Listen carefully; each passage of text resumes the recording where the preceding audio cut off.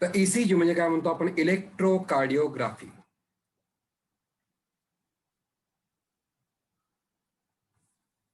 यामध्ये 3 शब्द आहेत, इलेक्ट्रो आहे, कार्डिओ आहे आणि ग्राफी आहे. तर इलेक्ट्रोचं मिनिंग आपण काय घेतो, इलेक्ट्रिकल करंट.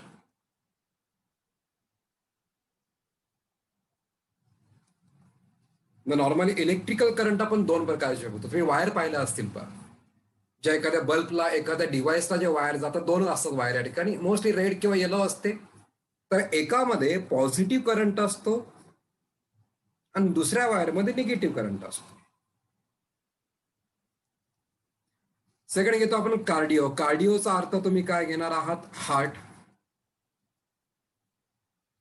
आणि ग्राफी म्हणजे ग्राफिकल रेकॉर्डिंग.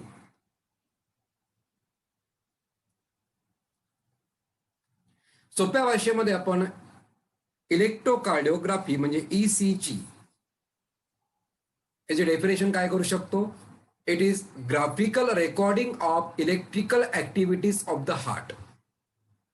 ओके, परत सांगतोय, it is a graphical recording. Graph म्हणजे तुम्ही एक्स आणि वाय ऍक्सिस जे घेतो आपण, त्या ऍक्सिसवर आपण जे ग्राफ काढले होते मे बी शाळेमध्ये असताना, कॉलेजमध्ये असताना, सेम तसं एक ग्राफिकल रेकॉर्डिंग आहे. जसं आपण या ठिकाणी ग्राफ काढायचो पहा, पॉप्युलेशन आणि इयरचा ग्राफ काढायचो.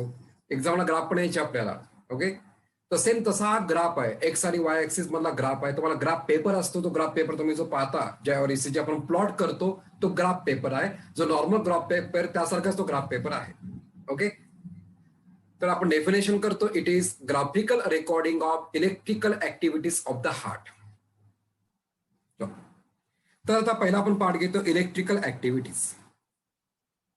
म्हणण्याप्रमाणे आपण बेसिक पासून सगळं बघत आहोत. त्या तुम्हाला सगळ्या कन्सेप्ट ईसीजीच्या क्लिअर होतील आणि त्या कन्सेप्ट क्लिअर झाला की ईसीजी फार सोपा जाईल. तर इलेक्ट्रिकल करंट आपण 2 प्रकारचा पाहिला, पॉझिटिव्ह आणि निगेटिव्ह.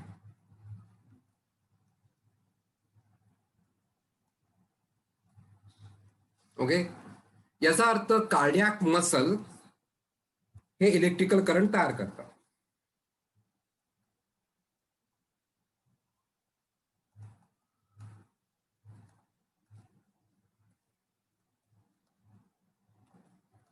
तर ते करतात कधी, जेव्हा त्यांच्या activities, during their activities.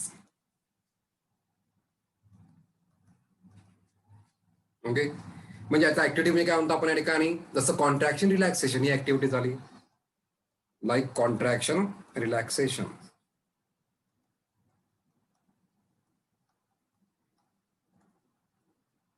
Okay, तर ऍक्टिव्हिटीज करत असताना तो पॉझिटिव्ह आणि निगेटिव्ह करंट तयार करतो. मग आता ऍक्टिव्हिटी कशा होतात, काय असतं, आपण एक एक बघूया. तर त्याआधी आपण थोडं रेस्टिंग सेल बद्दल बघू. तर आपला रेस्टिंग सेल जो आहे,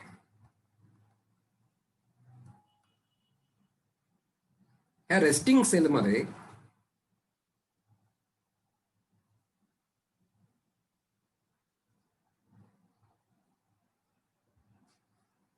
एक पंप असतो. या पंपचं नाव आहे सोडियम पोटॅशियम पंप.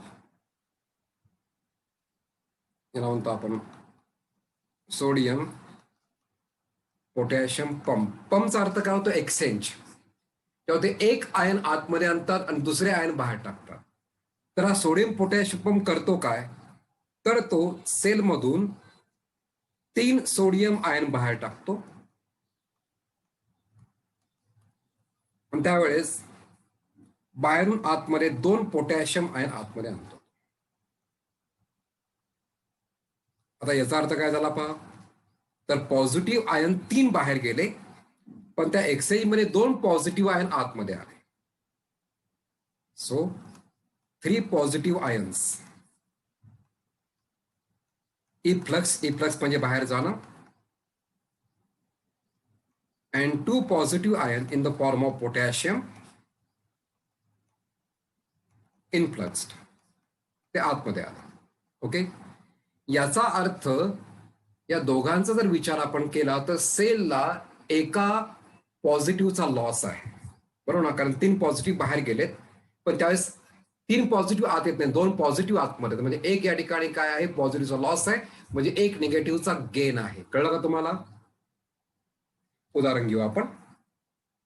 समजा या ठिकाणी सेलमध्ये +10 चार्ज होता आणि त्याला बॅलन्स करायला -10 या ठिकाणी दुसरे आयन्स होते, जसं क्लोरीन मायनस म्हणतो आपण, Cl मायनस आहे, SiO3 मायनस आहे. तर यातले 3 बाहेर गेले. किती शिल्लक राहिले सांगा? 7. हे +7 राहिले या ठिकाणी. ओके. आणि या ठिकाणी काय झाले, आता 2 आतमध्ये आले, 2 पॉझिटिव्ह आत आले. मग 2 + 7 काय झाले? +9.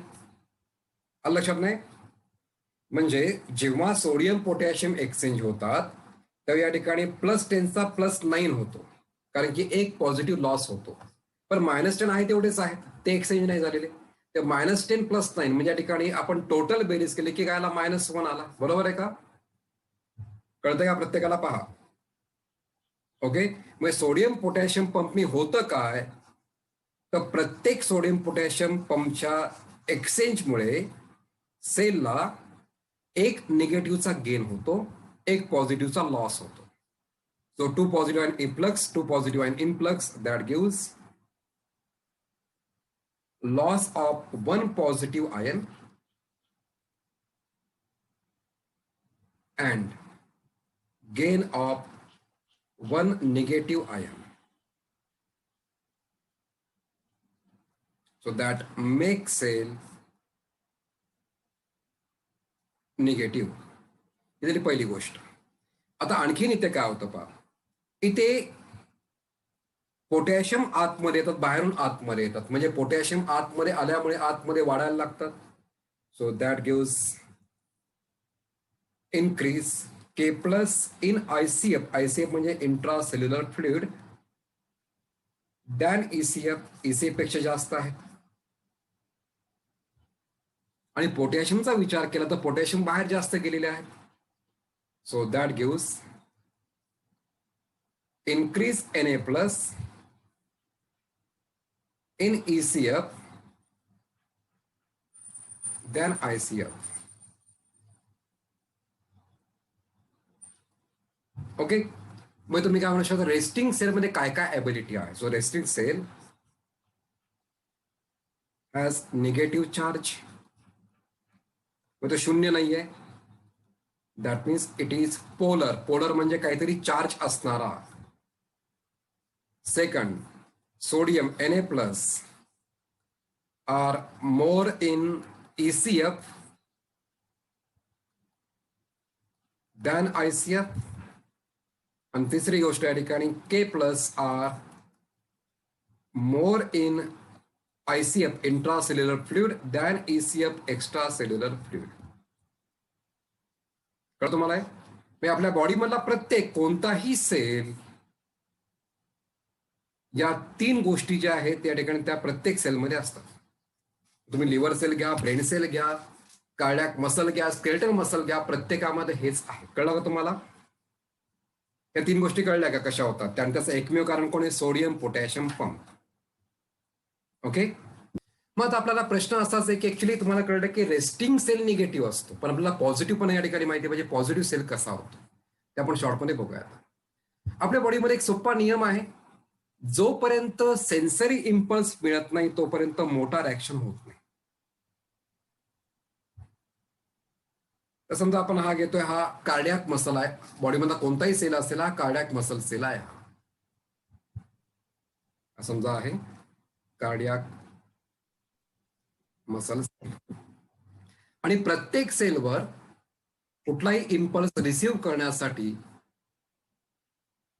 रिसेप्टर असतात. तसा हा रिसेप्टर आहे. तर समजा कार्डियाक मसलला ऍक्शन करण्यासाठी म्हणजे कॉन्ट्रॅक्शन करण्यासाठी मेसेज मिळाला. So there is sensory impulse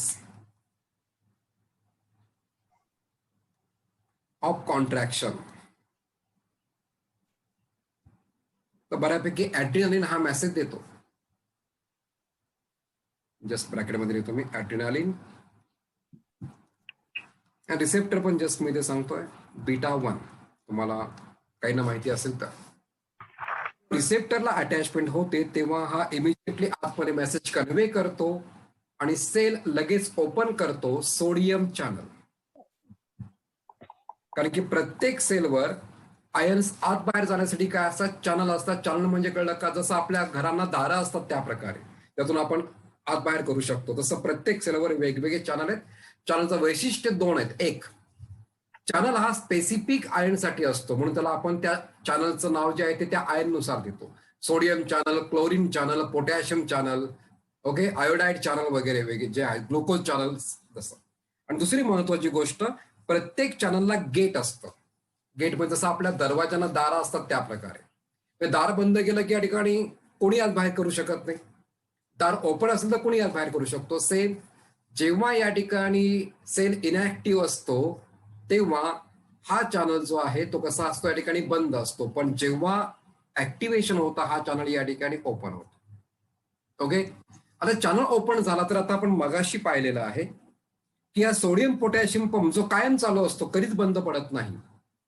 okay, लक्षात ठेवा, आपल्या बॉडीमध्ये आपण झोपलेले असताना पण ओके एक पंप कंटिन्यू सुरू असतो, तो म्हणजे सोडियम पोटॅशियम पंप. हा कधीच बंद पडत नाही.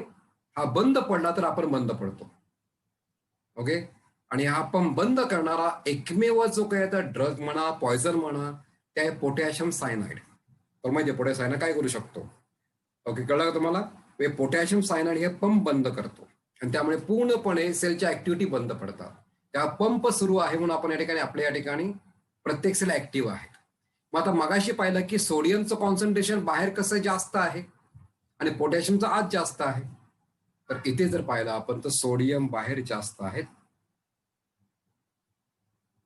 आणि आतमध्ये सोडियम कमी आहेत.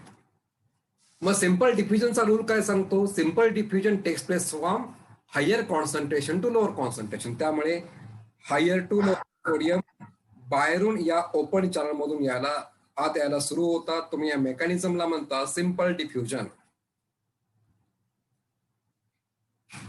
तर सिंपल डिफ्युजन सोडियम आतमध्ये आले. आपण मगाशी पाहिलं की हा सेल इनॅक्टिव्ह होता, म्हणजे resting or inactive sale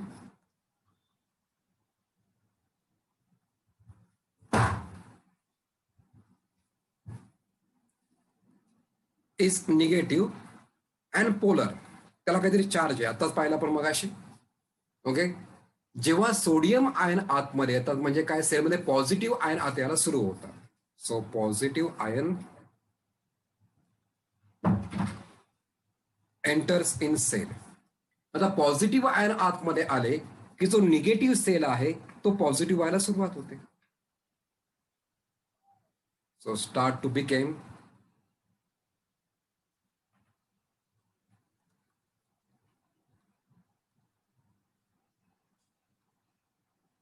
positive.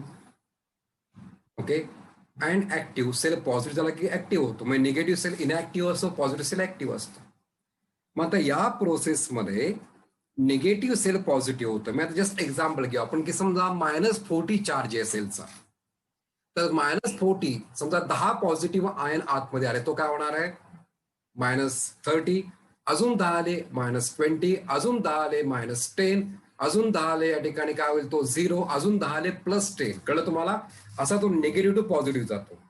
मग ची पोलॅरिटी निगेटिव्ह होती, पण ती निगेटिव्हिटी कमी कमी होत चालली पहा, -40, -30, -20, -10, 0 वगैरे. ओके, म्हणून या प्रोसेसला, या प्रोसेसने सेल निगेटिव्ह टू पॉझिटिव्ह होतो, याला म्हणतो आपण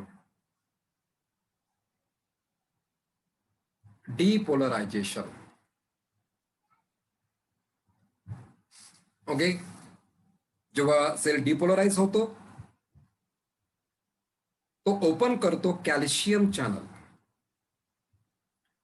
आपल्या बॉडीमध्ये गोष्ट महत्वाची आहे की सेल लागेल त्याप्रमाणे गोष्टी आतमध्ये घेतो, तो एक्स्ट्रा शक्यतो फार काही साठवून ठेवत नाही. मग आता कॅल्शियम जर पाहिलं आपण तर कॅल्शियम आयन बाहेर जास्त आहेत, कॅल्शियम आयन आतमध्ये कमी आहे. तर कॅल्शियम हे बाहेरून आत यायला सुरुवात होतात. आता कॅल्शियम आतमध्ये आले की हा कॅल्शियम मसलमध्ये दोन प्रोटीन एकमेकाला अटॅच करतो, जे लांब असतात ते जवळ आणले जातात. So that calcium causes actin myosin attachment and this attachment results into cardiac muscle contraction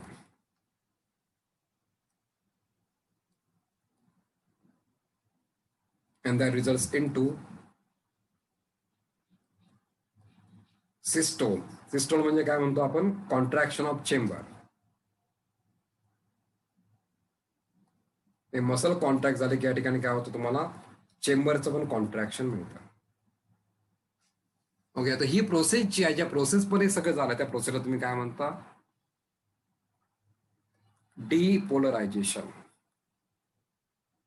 decrease in polarity of the cell which leads in to systole. कळलं का? डिपोलरायझेशन झाल्यानंतर पुढे सिस्टोल होतं.